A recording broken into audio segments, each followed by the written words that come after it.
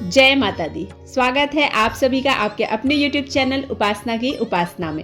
चैत्र नवरात्रि का 5वां दिन माँ दुर्गा की 5वीं शक्ति माँ स्कंद माता को समर्पित होता है।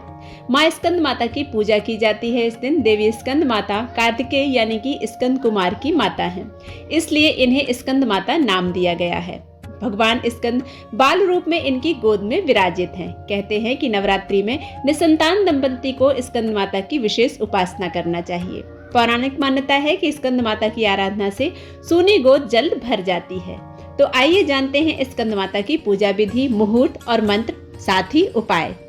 माता की कथा क्या है यह भी हम आगे वीडियो में जानते हैं। सांसारिक जीवों में नव चेतना का बीज बोने वाली देवी कहलाती हैं माँ स्कंद माता।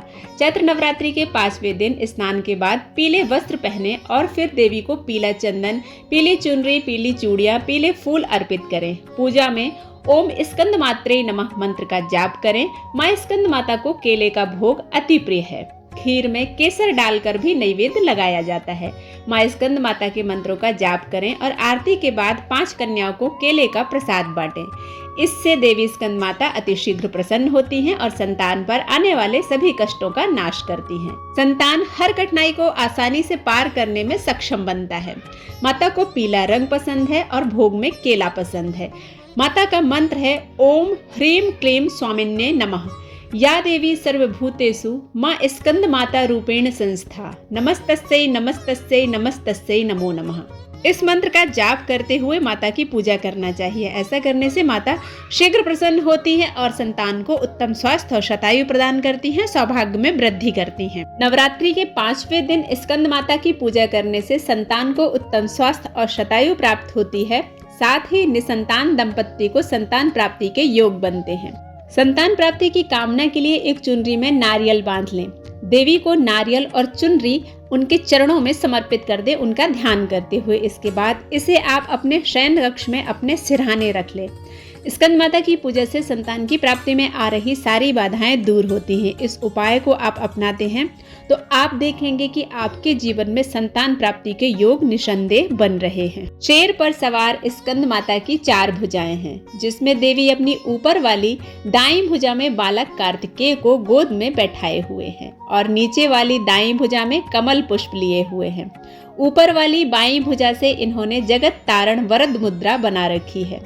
स्कंद माता की पूजा में पीले फूल अर्पित करें और पीली चीजों का ही भोग लगाएं। संतान संबंधी कष्टों को दूर करने के लिए इस दिन बच्चों को फल मिठाई बांटना बहुत अच्छा माना जाता है।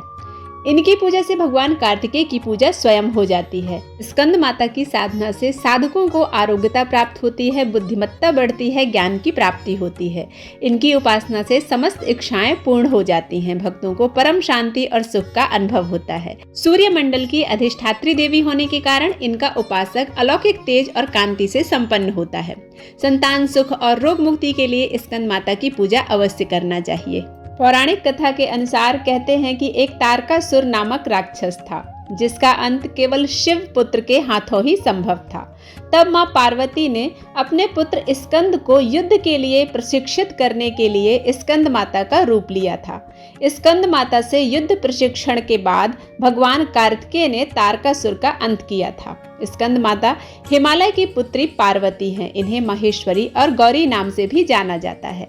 पर्वतराज हिमालय की पुत्री होने के कारण पार्वती कही जाती हैं। इसके अलावा महादेव की पत्नी होने के कारण इन्हें माहेश्वरी नाम भी दिया गया और अपने गौर वर्ण के कारण इन्हें गौरी भी कहा जाता है। माता को अपने पुत्र से अति प्रेम है। यही कारण है कि माँ को अपने पुत्र के नाम से पुकारा जाना उत्तम लगता है। मान्यता है कि स्कंद माता की कथा पढ़ने से और सुनने से भक्तों को माँ संतान सुख और सुख संपत्ति प्रदान करती हैं। स्कंद माता की पूजा करने से संतान को उत्तम स्वास्थ्य और शतायु प्राप्त होती है। साथ ही संतान को उत्तम बुद्धि विद्या भी प्राप्त होती है। घर में सुख शांति का वातावरण रहता है। पुत्र पौत्र आदि में वृद्धि होती है। इसलिए सभी सुहागन महिलाओं को संतान के उत्तम स्वास्थ्य और शतायु के लिए और संतान प्राप्ति के लिए माँ स्कंद माता की श्रद्धा निष्ठा विश्वास के साथ पूजा करना चाहिए। मिलते हैं एक नए वीडियो में, तब तक के लिए जय माता दी।